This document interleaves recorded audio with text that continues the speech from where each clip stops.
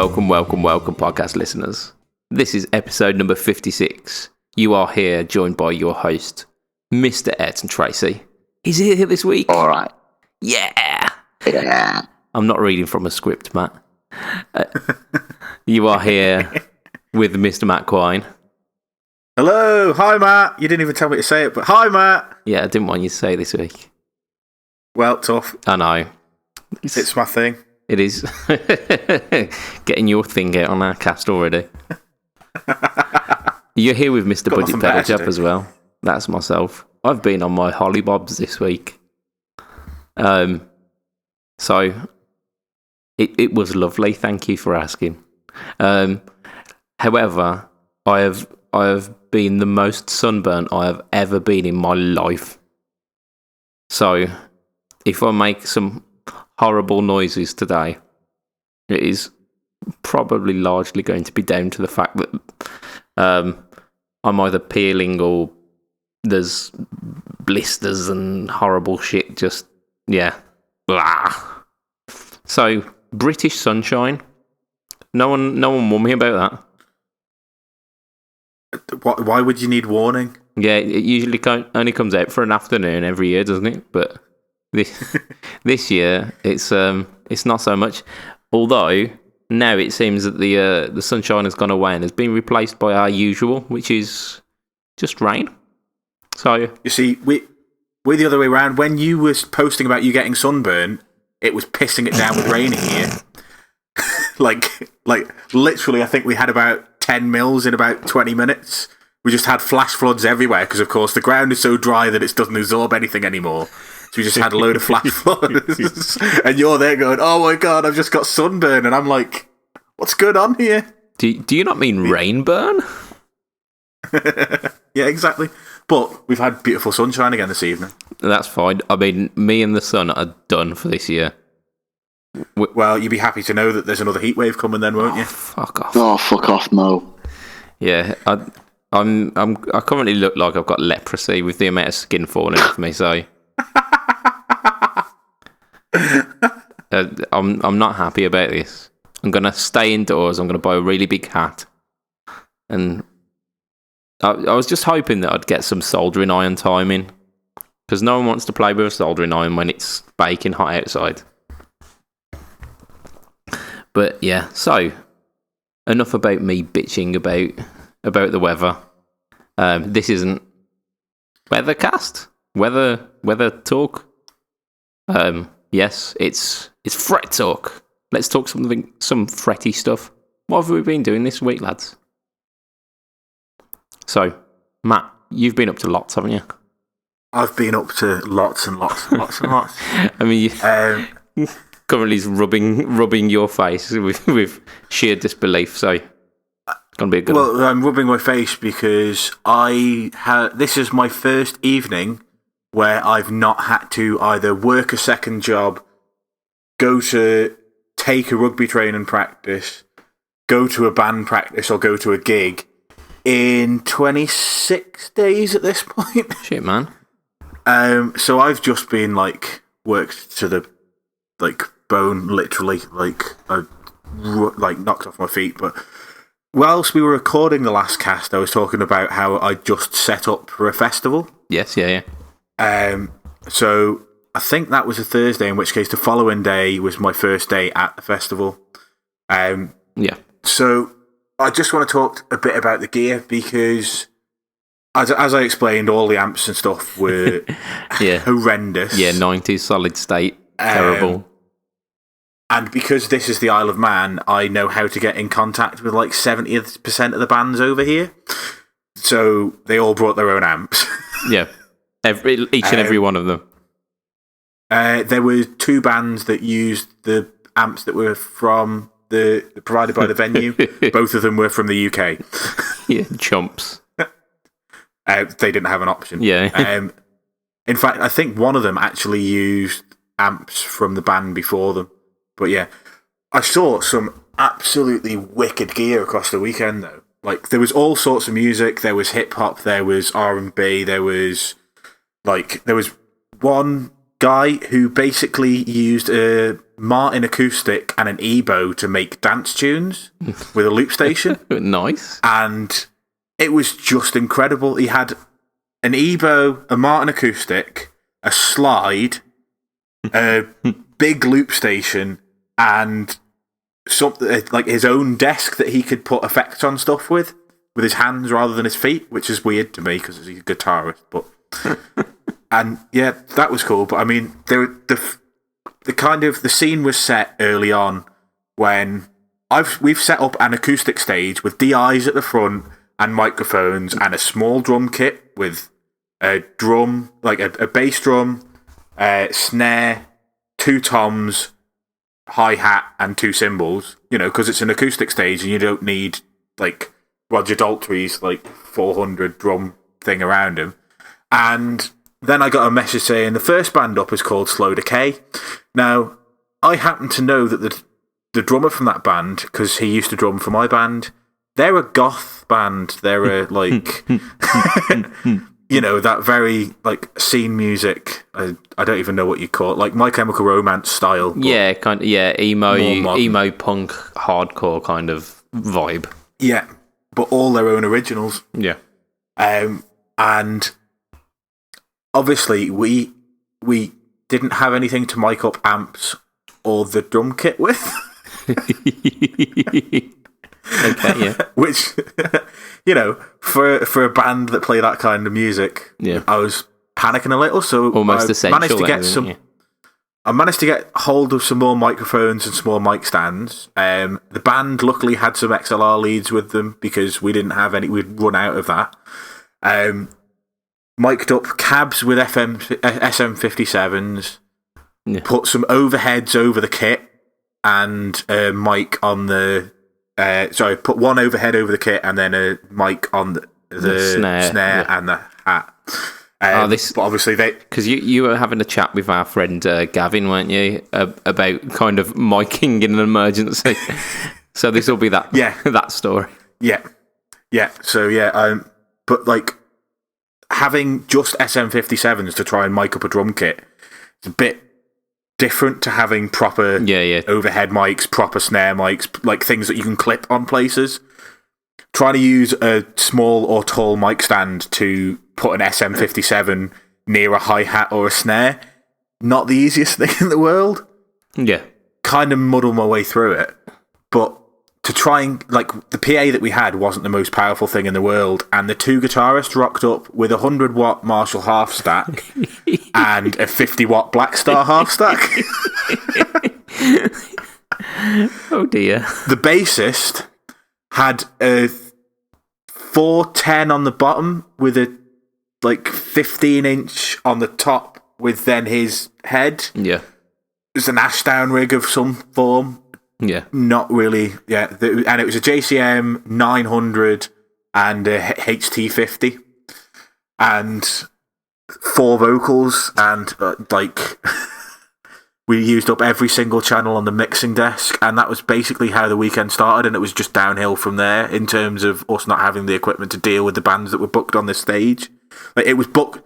They asked the company I was working for an acoustic stage. So we built a small stage and put some DIs on it so that you could plug an acoustic guitar in at your feet and play. And we had 5 vocal mics, in case there was any, like, and I think we had 2 proper acoustic acts all weekend. So basically, you did what you were thinking was over preparing, having like a space for 5 vocal mics and some DIs. Yeah. Think that'll be more than enough. 5 vocalists. Huh, who'd need that?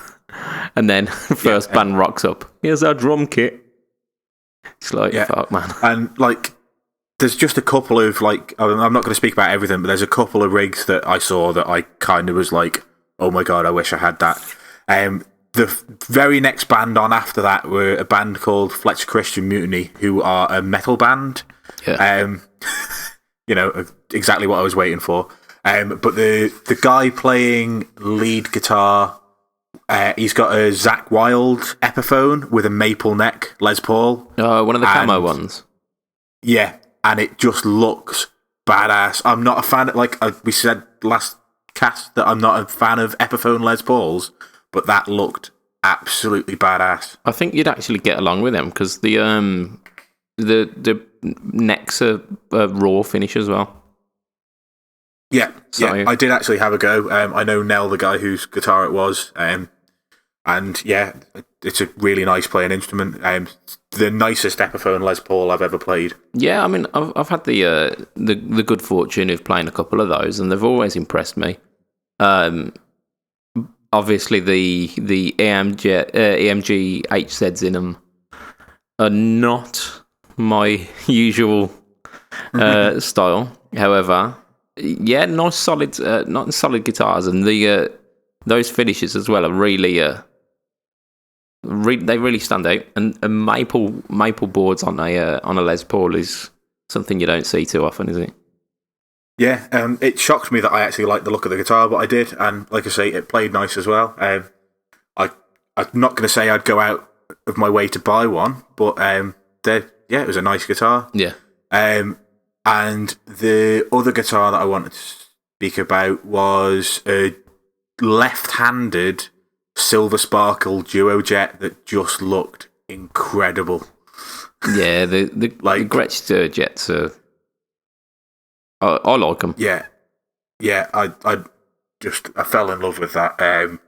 And then there was a couple of guys playing pretty nice amp setups. The guy who had the left-handed Duo Jet was playing a brand I can't even remember the name of. I can't even remember what it started with. But he was playing that in stereo with a Marshall Origin 20. Oh, nice. Yeah. Which, whatever the other thing was, it's not Bugera, but it's something like that. It begins with a B. I can see the logo, but I can't remember what it's called. But it's some weird boutique thing anyway. Yeah. And in stereo with this Origin 20, it just sounded massive. And he was in a 3-piece, kind of like post-rock band, I guess. Yeah. Kind of doing weird soundscapes as well as like proper heavier stuff. And then one of the guys the following day, when I wasn't even supposed to be there but got called up because the person who was supposed to be there didn't show. Probably heard about the day before, to be honest. Yeah, well, I was called up whilst setting up for the gig that I was having that evening. Yeah. Can you get back up here and give me a hand for a few hours? So I went back, it was a 55-mile round trip between the venue I was playing at and the festival. Yeah. Which, for anybody that doesn't know the island, that's pretty much one end to the other. Nice. Yeah, so I drove from Port Erin all the way up to Ramsey, did 4 hours on the sound desk, and then literally said, right, you're going to have to find someone else. I've got to go for me gig, turned around, and then went back and gigged. But yeah, one of the bands, whilst I was there then, the guy had a Vox AC4 and a 15-watt orange. Can't remember what the orange was now. One of the smaller orange amps. Was it a rocker? Might have been a rocker, yeah. It was a 112 combo, and then with a Vox AC4, and just those two together again, mic'd up, just sounded brilliant. You're selling this stereo rig thing to me again. Like I say, if the guitarists weren't bringing 412s, they were bringing stereo rigs to this.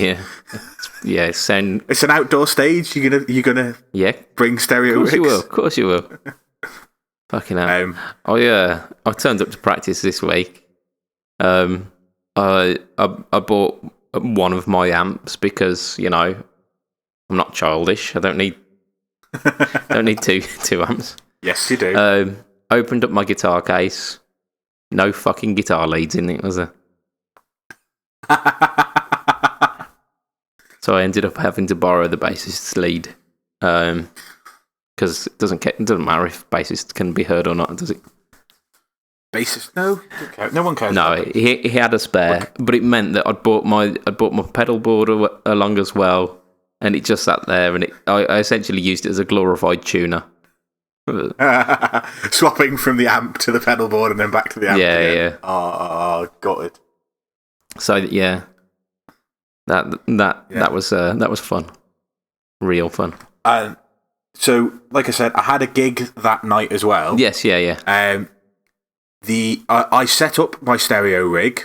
I set up my Vox AC15 C2 and my Pureto, and we sound checked it, and everything was fine. The other guitarist amp was fine. Yeah. And then we play the first song, and 3/4 of the way through, the other guitarist is taking his guitar off. Like a professional, we ignored him and played the rest of the song. Yeah. And then we stopped, and he proceeded to tell us that his amp was completely just not working. Shit, man. Like, not even any lights on the top of it. So I then didn't go stereo in the end. I went stereo for one song, and then lent the other guitarist my AC15. The most glorious song. I can't even remember what song. What did we start? Oh, it was Ever Fallen in Love by the Buzzcocks. Oh, tune. Absolutely wicked tune. It is a wicked tune. But, doesn't necessarily benefit from having a stereo rig, does it, though? No, it's not quite Everybody Wants to Rule the World, where I've got panning. I've got one clean signal and one with, like, shimmery reverb. Glitter. Your hand signal was glitter, then? Glitter. Yeah, shimmery reverb. Glitter. I suppose that's the kind of oral equivalent of glitter, isn't it? Shimmer reverb. Yeah. Fucking hell. But yeah, so yeah, that gig kind of, apart from that kicking off at the start, it was good. It was on a stage on a beach, which is always good fun. Yeah. Plenty of people out being drunk. So yeah, it's all good. Classy stuff. Classy stuff. Ayrton. Yeah. Ayrton. Yes. So you've been up to stuff as well, haven't you? Yeah. So you finally started with your new band, haven't you? Yeah, finally started. About, I think it was last week when I started. Yeah. So to our podcast listeners, episode 54 was recorded 2 weeks ago.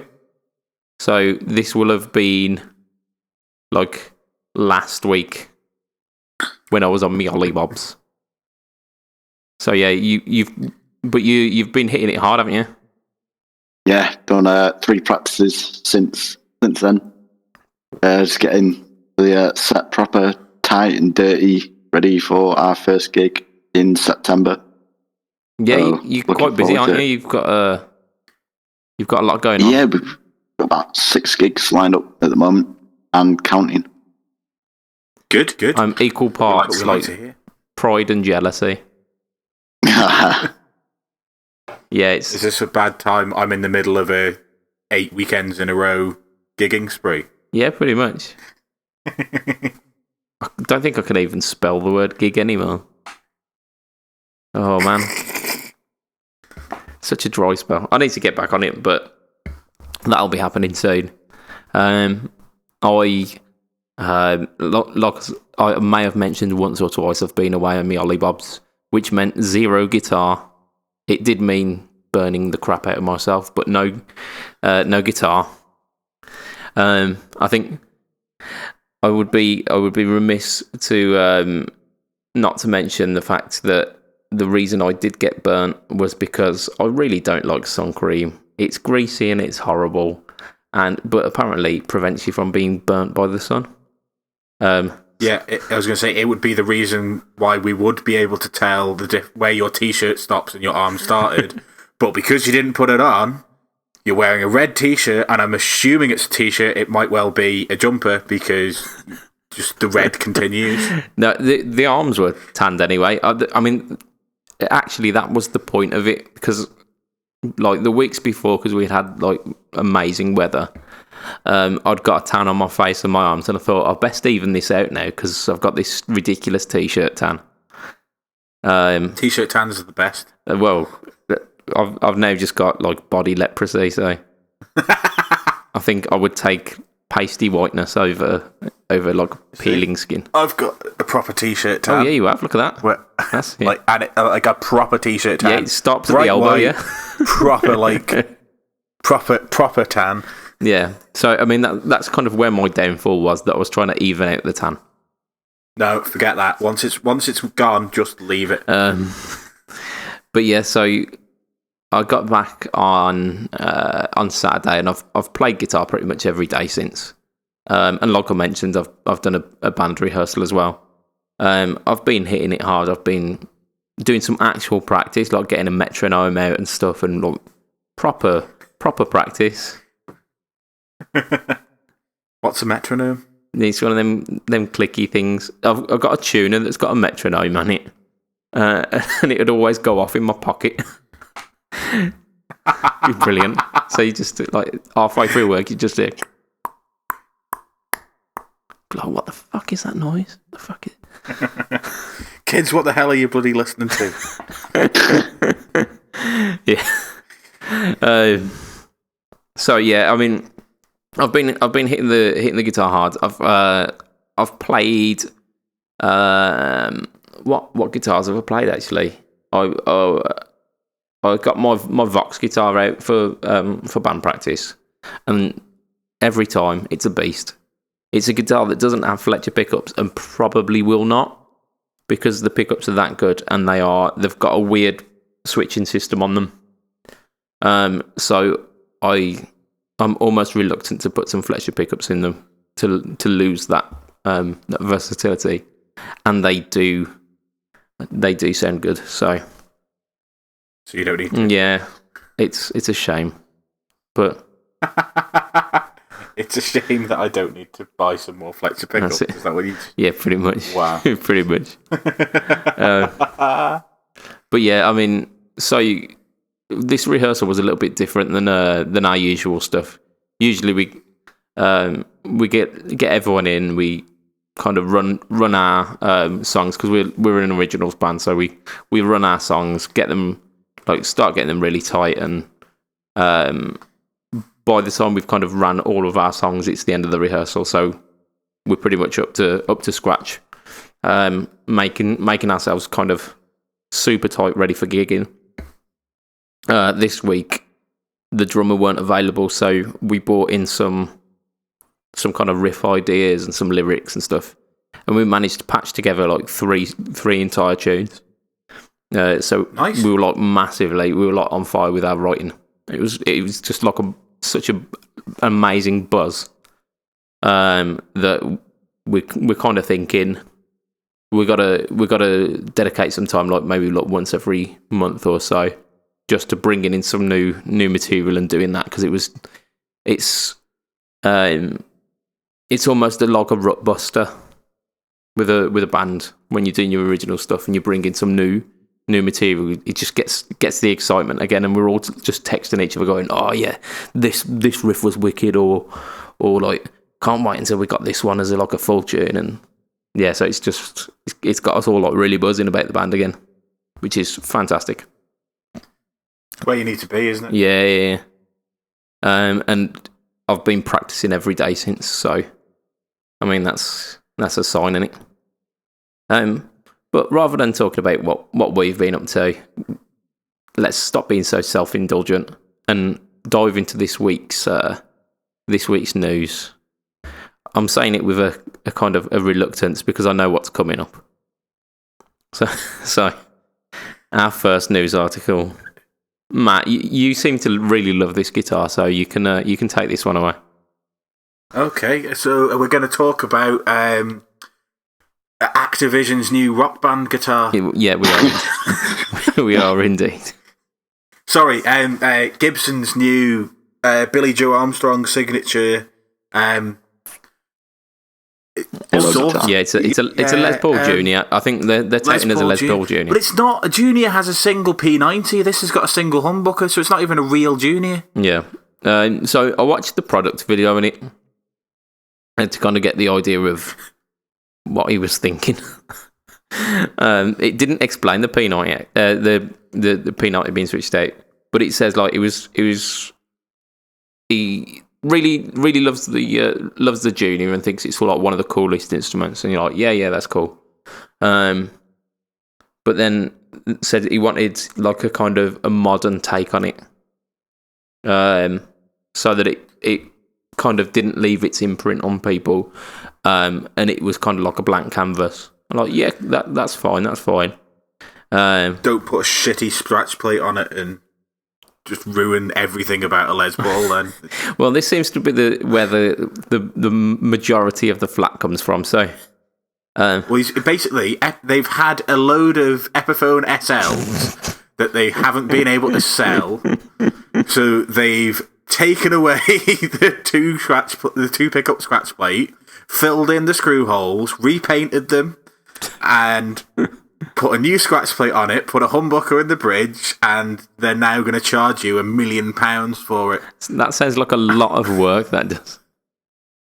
But essentially, it does look like that. So usually the juniors have got like a little kind of half plate thing, and it's got that kind of the little kind of triangular half plate shape built into it, but then it extends, and it's got this weird kind of like just odd line that. It's not even like, if you're going to do that, make it either square to the strings or follow the shape of the guitar. Don't just have a random cut. It's like he's gone, finish it with a forward slash. Yeah, pretty much. What it seems like, it's just like the back end of the piece of fucking scratch plate. It's just like, it'll fucking do. Don't worry. Yeah. Yeah. Well, we've run out of material, guys. So this is what we're getting. Yeah. That was the design. The design brief for it was just like, just use whatever you've got, mate. It looks absolutely dreadful. I've only seen it in the pastel blue and the pastel red. Yeah. And I believe there's a black one with a tortoise shell guard. Yeah, so it's worth mentioning. It comes in 3 colours. So you've got Moschino red, I think it was. Basically, it's like a Fiesta red. Sonic blue, which is your kind of pastely blue, and both of those come with white pick guards. And especially the red one looks like the original Guitar Hero controller. But the black with the torque guards, that actually looks quite classy, because it almost hides the stark line of the backslash. Yeah, I mean, like, I can imagine that is definitely the best looking of the 3. Like I say, I've not seen that one, but like, if you're gonna have a Les Paul, it's just like those M2s or whatever they call them, the Amazon exclusives. It looks crap. A Les Paul made by Gibson needs to have an arch top and binding. Oh yeah. No, you're getting no argument from me with that. And this has got a flat top and no binding, so it just looks like a toy. If they didn't, and then didn't call it a Les Paul, then you might get away with it. It looks like kind of like the shit ones you get from Argos. Yeah, it is. It's a cheap Argos guitar, and they've had the cheek. One pickup, Argos guitar, $13.99. Yeah, so it's $13.99. Take the headstock, crop the pictures so the headstock's not there, and it is. You're probably talking it's going to be $13.99 in pounds as well, considering like import and whatnot. $139.99, and I'd have a go. It's £1,099 on Andertons. Oh, is it? Okay. I mean, that's not. It's not terrible, considering it's a signature. It's US made. Yeah, that's all I've got. We've literally, like 3 forecasts ago, we're like, we've done our year in gear. Let's hope Gibson do something that's really positive. And you've just said about the first product that they've released since then, it's not terrible.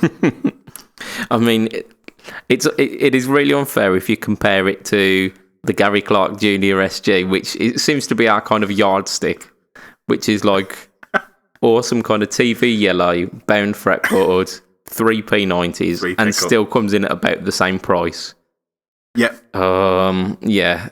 To be fair, you've got a point there.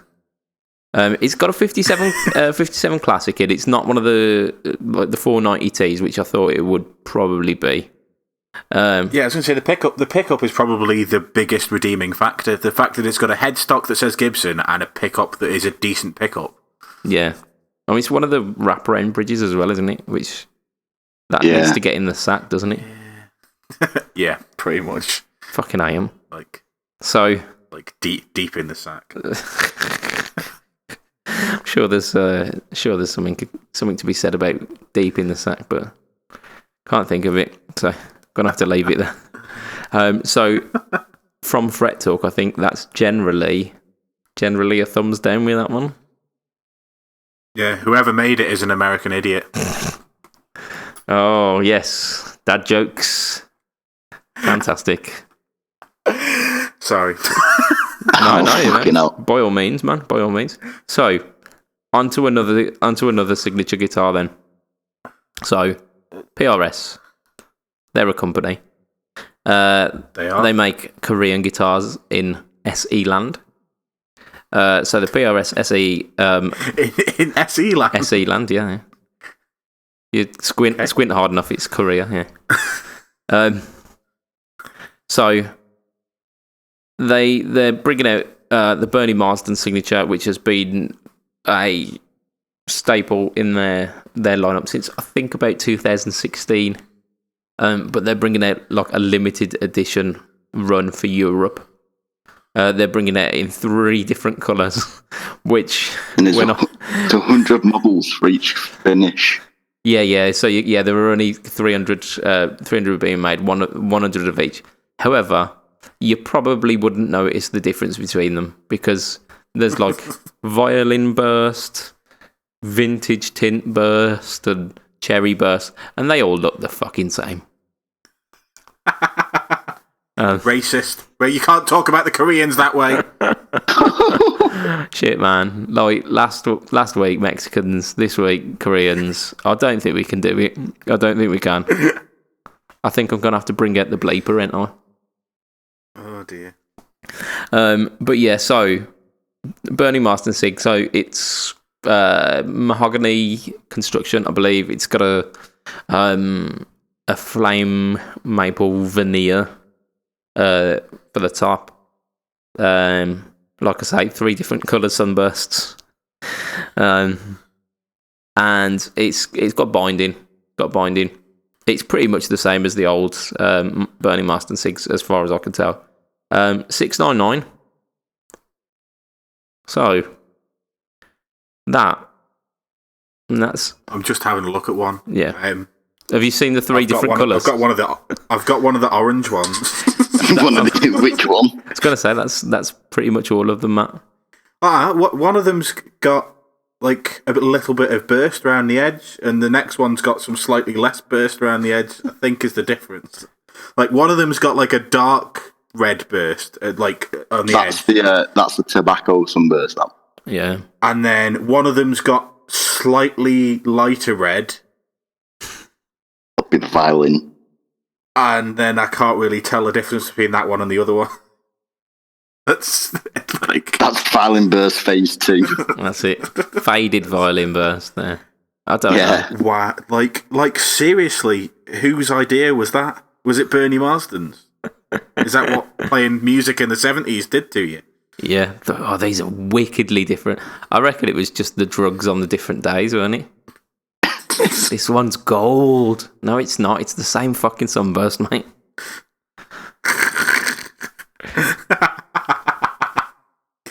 Oh dear. But yeah, I mean, allegedly. Allegedly, yeah. No, but Bernie's apparently a really cool guy. And he's a wicked player. He was in Whitesnake before Whitesnake were Whitesnake, essentially. When they were kind of bluesy and good.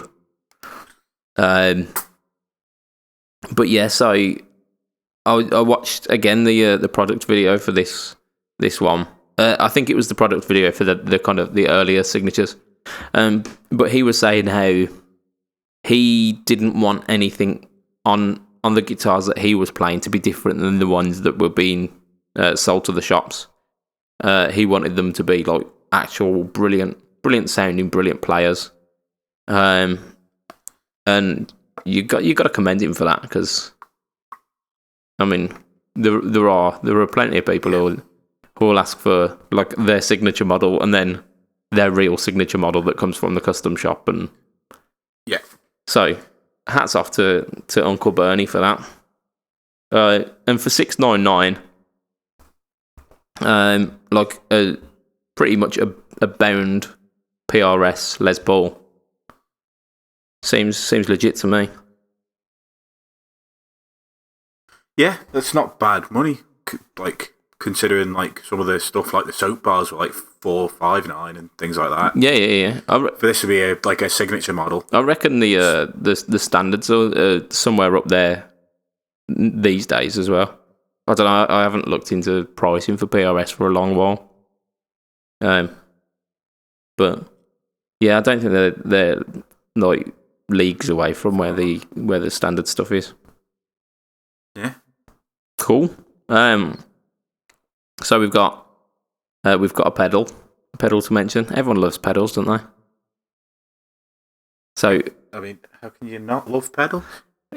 Like, I forgot to mention I've put two more pedals on my board, didn't I? Yeah. A budget pedal, Fat Jack pedal, and a Tone City pedal. That you did. I thought it was X5. It was a Phase. It is. Phase, You're right. yeah. It is. It's X5, not Tone City. To be honest, I mean, they're the same shape and colour. Yeah, they're probably made in the same factory, aren't they? So, yeah. It's a Phase pedal, isn't it? How you getting on with that? Yeah, you getting... Phase King. It makes phaser noises. Pew, pew, pew. No, not lasers. But yeah, Freaking lasers. To be honest with you, I quite like sticking it on and then sticking my chorus pedal on. Oh, you cheeky devil! And making like weird noises, and then sticking like loads of reverb and delay, and really annoying the other guys in the guitar in the band. So you've gone from a decent sound to sound like U2. No, because I don't play stabbing notes. I play like continuous notes, so the delay becomes more reverb.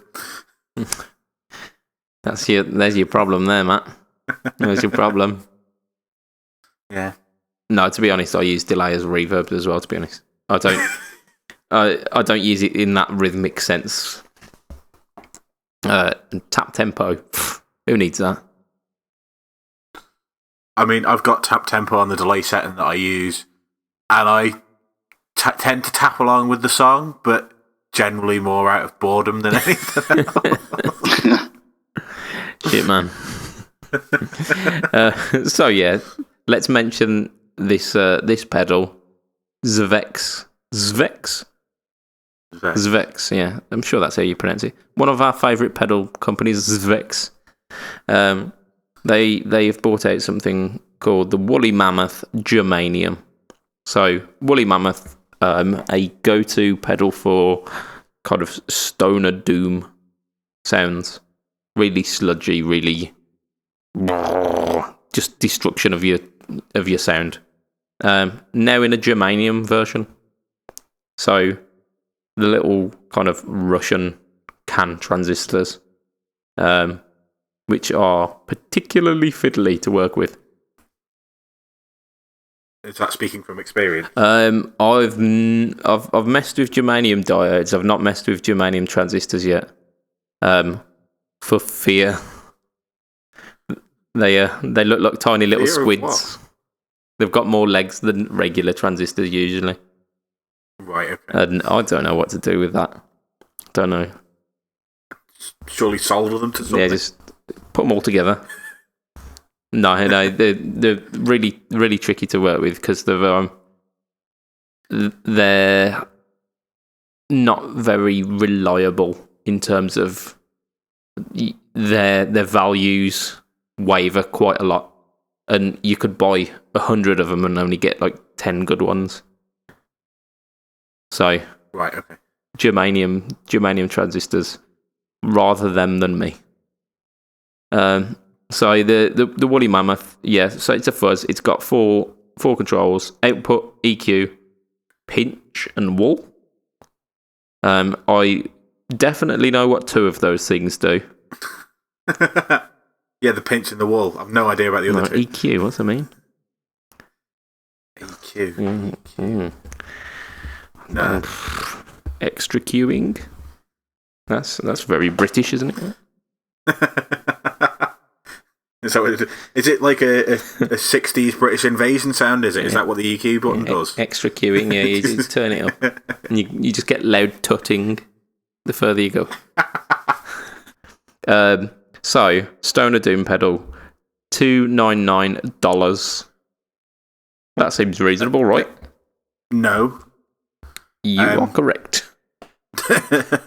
like, for starters, Fuzz, is, the, not bread and butter, but, Fuzz is what everybody started, who's a pedal builder, started with, because it's the easiest one to start with. You might not be able to make the best sounding one to start with, but it's the most simple circuit.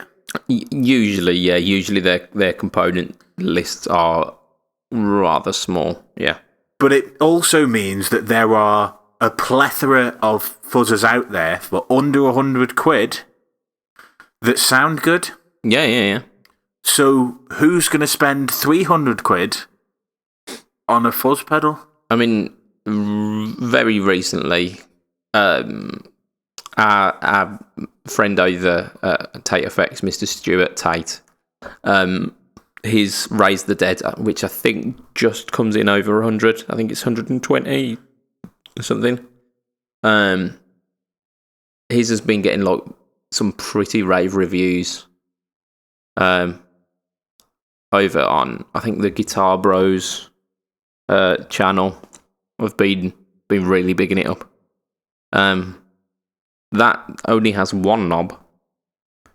However, knob to price ratio, you're still talking pretty good, aren't you? Don't know. Yeah. It just who is buying $300 fuzz pedals? There's definitely a market for it because people are doing it. Joe Bonamassa is an asshole, so who else are you going to sell it to? I don't know how much the Analog Man fuzz pedals are going for. You know, the Sunface ones. I didn't even know they did fuzz pedals, to be perfectly honest with you. They do. I may or may not have a circuit diagram for one of them. Ooh, nice. And may or may not have most of the parts just kicking around already. Ooh, that sounds interesting. It does, doesn't it? Give it a while. I might find one for the Woolly Mammoth Germanium as well. Start selling them for $298. Plus postage and packaging. Yeah, just undercut it. Are we excited for this ZVEX Woolly Mammoth Germanium? Or do we not give two fucks? I'm in the second camp. Yeah, I think so. I'd like to check out some ZVEX stuff and see what they've got to offer and if they've got anything that I do care about. Because just putting the word Germanium after a Stoner Doom fuzz doesn't really make it all that appealing to me. Nope. Right, final bit of news. The one that we've been waiting for. Satchel. So, last week we talked about his tone print debacle. There was a tone print that we will not mention the name of, but it's about cat puddles, essentially.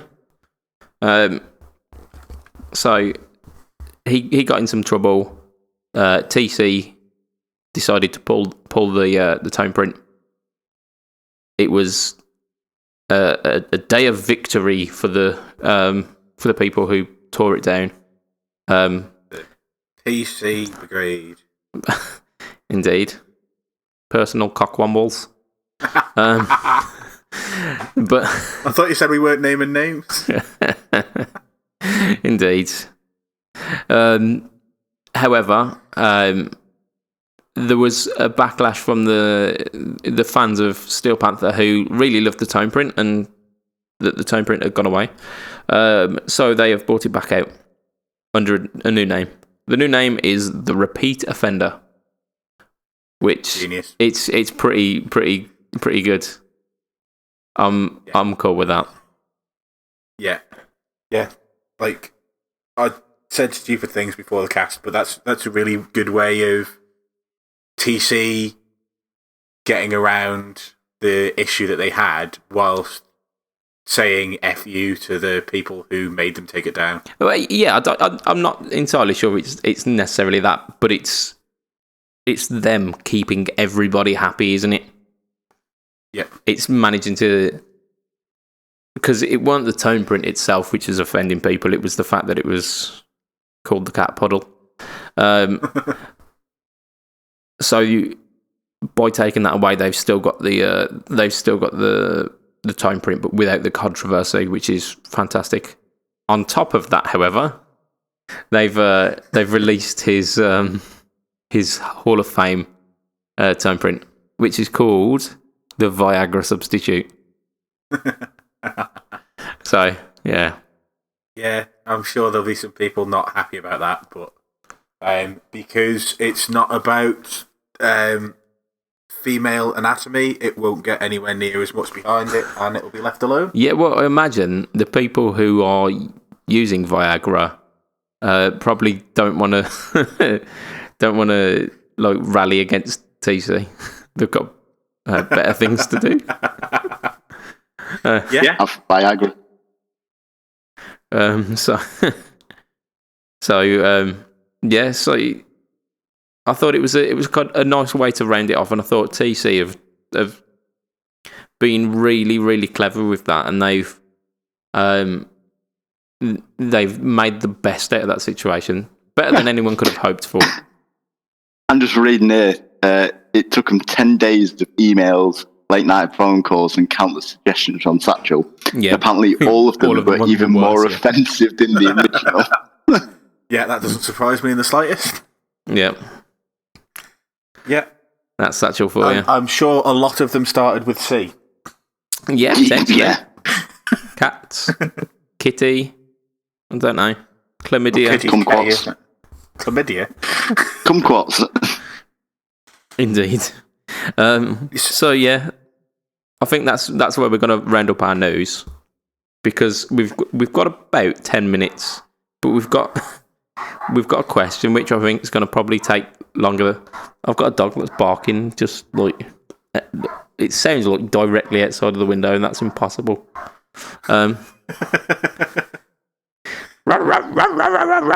Bark back at you. I love dogs. I don't know why I'm trying to give the dog hassle. And when I was on holiday, I was at a place where there were so many dogs. It was so good. You went on a dogging holiday. I love dogs. Yeah, I went on a dogging holiday. Yeah. That was that Blackpool one, definitely. See, my headlights in my car. I've never had so much action. You see, he knows all about it. Of course I do. Went dogging, didn't I? So questions this week. Questions. So we've got a hypothetical question, which is theoretically going to last about 10 minutes. Your rig, your entire musical rig, has been taken away. So it doesn't matter how stolen, burnt, magical genie, just boop, gone away. So you've got no musical equipment, nothing. I suppose you can have your guitar cables and your power supplies. That's fine. But no, you've got no guitar, you've got no amp, you've got nothing. So don't fret, lads. Don't end it all just yet. Upon hearing this news, your rich Uncle Moneybags heard your blight and said, I'm gonna sort you out. I'm gonna sort you out, kidder. Gonna sort you out, bruv. Yeah, it's not Danny Dyer. I'm gonna sort you right out. Should I have a mic on for this? It would be brilliant. So yeah, your rich Uncle Moneybags has said, I will bankroll you getting a new rig to get you set up. Doesn't matter what the cost is. and you are allowed a guitar, an amp. You are allowed 5 pedals. Enjoy. So, anyone got an answer for this one? Do you want to go first, Ayrton? I'm still trying to think, mate. Do you want to go first, Mr. Budget Pedal Chap? I do not. No, I do not. Matt, it's up to you. Well, I guess that means it's me then, isn't it? Yeah. So, now, ideally, I want a stereo rig, but we're not going stereo. It was 1 amp. You could go for the Rocker 32, which is a stereo rig. Yeah, but it's not a real stereo rig, and like if I've got all the money in the world, I'm not buying a standard bloody orange amp that you can buy off the shelf. So, I'm going Friedman Dirty Shirley head, 20-watt head, because that's all I need. Yep. Sorry, Mini Shirley, not Dirty Shirley, Mini Shirley. I only need 20 watts, so don't need anything more than that. And I'm getting an open back and a closed back 112 cab from Jackson Ampworks. Mm-hmm. Now, those cabs are 500 quid each, and the head, I believe, is $13.99. So, Mr. Rich Moneybag Uncle is having to reach deep into his pockets. Yeah, if you think that's bad. The guitar, I'm choosing Gibson Collector's Choice number 5, which is Donna, which is the guitar I fell in love with at our mate Steve's house. And there are none of those left new, so you have to get on the second-hand market. The last one I saw went for $7,500. That's, again, Mr. Moneybag Uncle. You are testing his his generosity. Yeah, you said there was no limit. He did, yeah. I'm then getting that was his fault, Line 6 Helix HX effects, or whatever it was called. You know, just the effects bit, not the amp modelling stuff. Just the effects software. The HX. It's got stomp boxes in it, hasn't it? But it does away with the entire processing, which is the amps and the kind of the fancy switching as well and all that, doesn't it? Yep. I've then gone for a Crowther double hotcake, which will give me my light and heavy drive sounds. Mm-hmm. So that's 2. Yeah, okay. No, that's 1. No, you've got 2. You've got the HX. Sorry, yeah. Okay, yeah. Then I've gone for an original Ibanez TS808. Okay. That's my lead boost. Yep. And then I'm going for an Analog Man Chorus Mini, because Analog Man. Leave me alone. Despite the fact that Helix will do chorus sounds, like that chorus sound is literally the greatest chorus sound in history. So I'm keeping that. And for my 5th and final pedal, I'm just going for a Hall of Fame 2. Sounds good. That's a good solid start. And are you ready? Yeah, fuck it. Go on. Don't you fuck it. You want to play it? Guitar, I'm thinking the RGD IM6 FM. Oh, you're fan-fretted job. Yeah. I've just fallen in love with that bastard. Fair play, yeah. The amp, I'd get a JCM 900 for 100 head. A 1960 matching cab. Yeah. One of the. And then pedals, the Horizon Precision Drive. Oh, okay, yeah. Strymon Mobius. Strymon Big Sky. A tuner. And an acoustic simulator pedal. Okay. I don't think we thought about a tuner, did we? Shit. So Matt, you're never going to be in tune. It's fine. Don't need to be in tune. I've got all the sound will nice be so shiny glorious. Things. In fact, I've got tuning apps on my phone. That's close enough. I'm sure the HX has got a tuner on it actually. So probably it's got everything else, hasn't it? Yep. It models a a vintage Boss TU2. Yeah, all right the way down to the buffer. That's it, yeah. That would be brilliant. So I suppose it's down to me now, isn't it? Ooh. Oh. So, to be honest, I like the stuff that I've got. I don't think if I went into a shop I'd be able to buy an LTD212 because I think they're discontinued. But I'd go to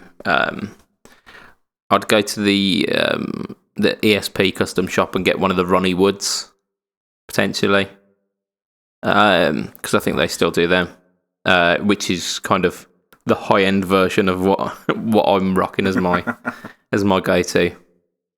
I really dig the PV Classic 30 because I think it does Fender better than Fender.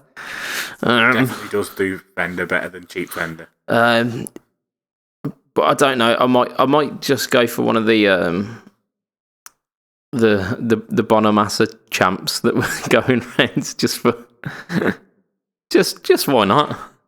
Listeners, you can't see, but I'm shaking my head for you.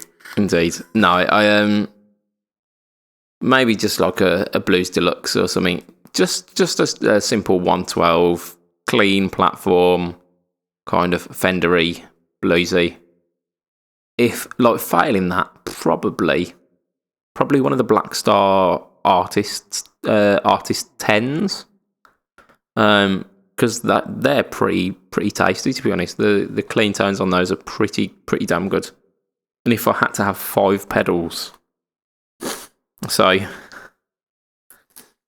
yeah, I think so. I think all metal zones maxed out and rigged so that when you pressed one, it turned them all on. Yeah, it sounds like so with a plank of wood over the top, is that what you're saying? Yeah, that's it. My heavy duty plank. Yeah, I might even fund that myself. Not even ask Mr. Moneybags Uncle for it. No, of course. I'm going to have a compressor at the start. It's going to be Kali 76 because I've heard good things about them. I don't own one, but why not? If Mr. Moneybags Uncle's buying it for me, I'd go for a Mojo.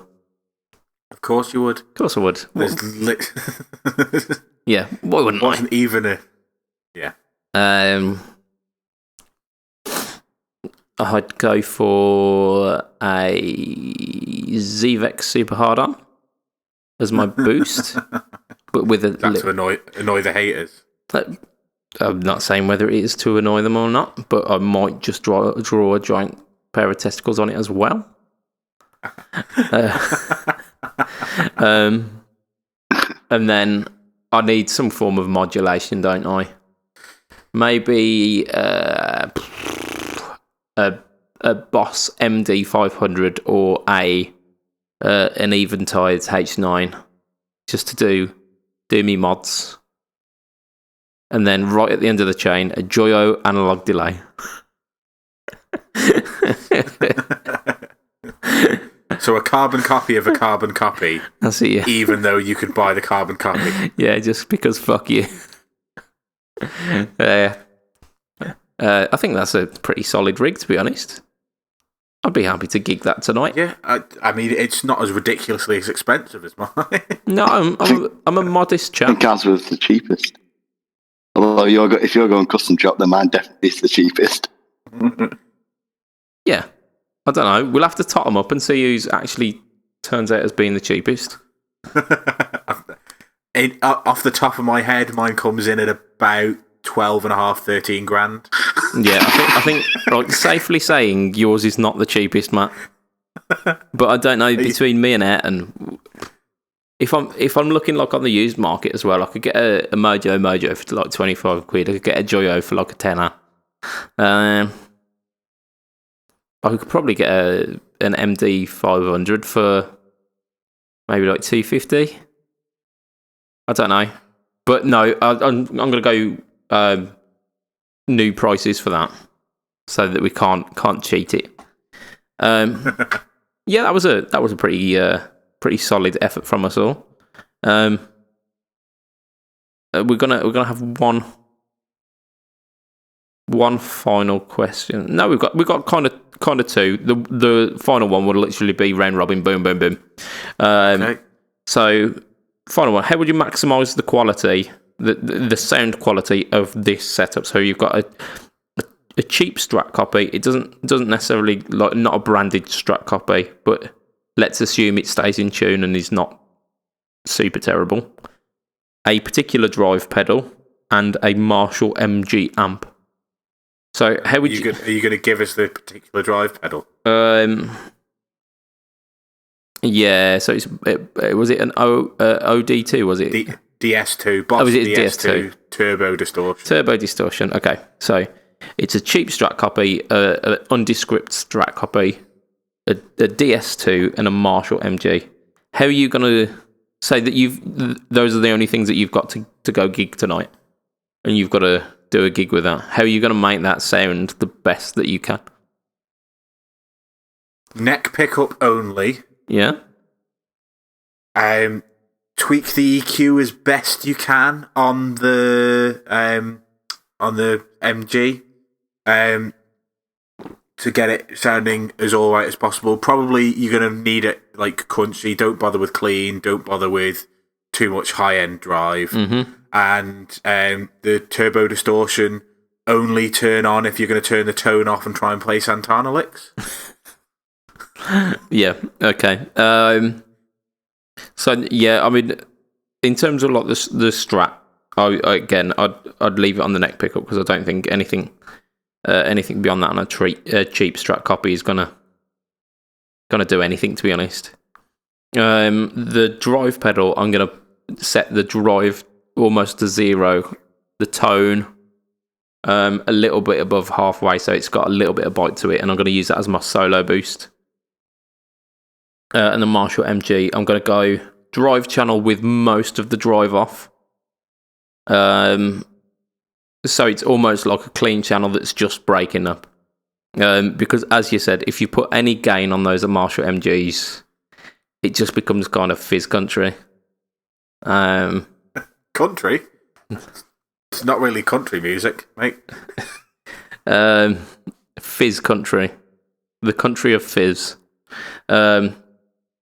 So, yeah, I think to keep any kind of... France is the country of fizz, isn't it? Yes, oui. To keep any kind of semblance of clarity with it. EQ it so that neck pickup sounds delicious. Little bit of delay, a little bit of reverb, which you can do on those, and it doesn't sound too bad. But yeah, like I say, making sure that the gain is barely even noticeable on the amp. One pickup and using pick dynamics and volume to get what you need out of it, to be honest. I think that's your best bet with that, isn't it? So, yeah. Our final question, and there is a right and wrong answer to this one. There is a right and wrong answer. Which side of the Velcro do you use for your pedal board, and which do you use for your pedals? Go on. Well, because I'm an absolute arrogant twat, I just won't use it, and I just get a multi-effects pedal.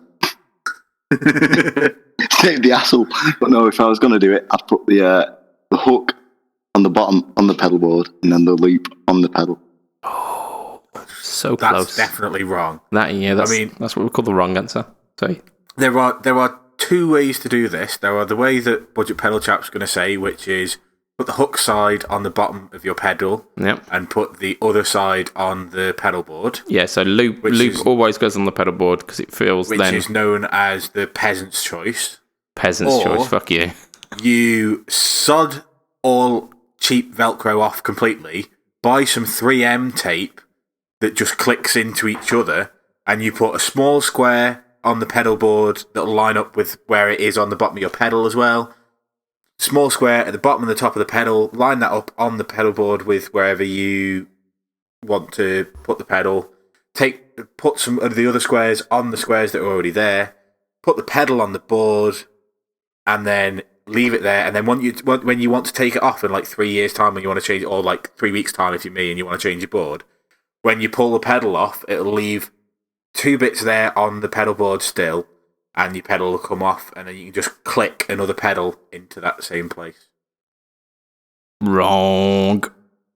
I'm not wrong, I'm right. It's the loopy bits on the pedal board because it feels a bit like artificial grass, so you can just give it a stroke. And then who strokes their pedal board? What kind of weirdo pervert are you? Well, Hasn't had it in a while, has he? if you're not stroking your pedal board, then you're clearly not doing it right. And then you've got your loopy end that. Your hook end on your pedals. So in case you do need a hairbrush for gigs, you can, and then you've got a makeshift hairbrush, just in case, because no one wants to try and brush their hair with a pedal board. That's just silly. So there's your correct answer. And that's where we're going to leave it for today's Fret Talk episode number 56. If there's a blank bit in the middle, I'm sorry. Yeah, I'll put some hold music. So if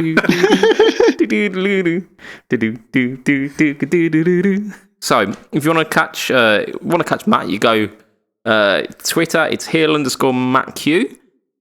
That's correct. First time? Yeah, I know. Yeah, I've been on it. I listened to our podcast today, that's why. Yeah, and then you can find him on the Bad Bookers podcast as well, where he will be as equally offensive to many genders and ethnicities and royal family members. Yeah, dead royal family members. I've forgotten there's been an all-women pay-per-view announced since the last time we podcasted. Oh, bloody hell. That's going to be interesting. That's I'm going to have to listen to that. Bad Bookers now, aren't I? You guys just ranting about it. Oh, bloody women coming over here stealing our jobs. Yeah, that's exactly what we're going to say. Ayrton, I can't remember any of the stuff for your one. It's relatively new. It takes about 2 months for it to sink in for me. So go on, take it away. Even if I'm in the band then. You go on Facebook and search Sin Circus, or you go on Spotify and search Sin Circus. Bang on. If you want to find me, facebook.com/budgetpedalchap, instagram.com/budgetpedalchap, YouTube, Budget Pedal Chap. It's been a little stagnant recently because of the Holly Bobs and general kind of summeriness. I'm planning on some stuff over the summer, so watch out. There may even be a competition or two. Ooh. I like the sound of that. Yeah. Are you going to put a bulk guitar up because you keep buying too many? It's a good possibility. It's a good possibility. Yeah. Anyone want a flying V? No, you can't get rid of that. Did you not buy one of the like 69 quid tellies just because it was 69 quid? I really considered it. I didn't even see it, to be honest. The internet when I was on holiday was terrible, which was a blessing. I was going to say, it's probably blessing. a good job. They did SGs and tellies for 69 quid pre-orders. Oh, yeah, I think I might be looking at that tonight. So I don't know whether it's still open. I'm sure if I email Chris, he'll be able to hook me up. With all the shout-outs I've been doing on the podcast recently, come on. Yeah. So yeah, from myself, Mr. Budget Pedal Chap, from Mr. Ayrton Tracy of Sin Circus, from Mr. Matt Quine of the Bad Bookers podcast, it'll be a goodbye and good night for today. Ta-ra, Bye and good night. Bye.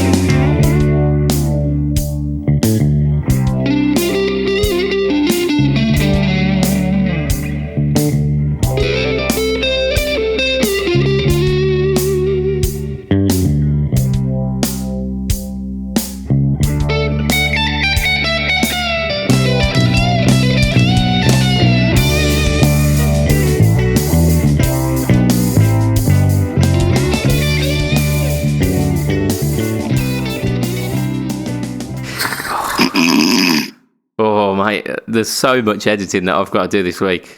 So much editing. You are bad people. I never claimed not to be a bad person. Nah, I suppose. Never once. Potato!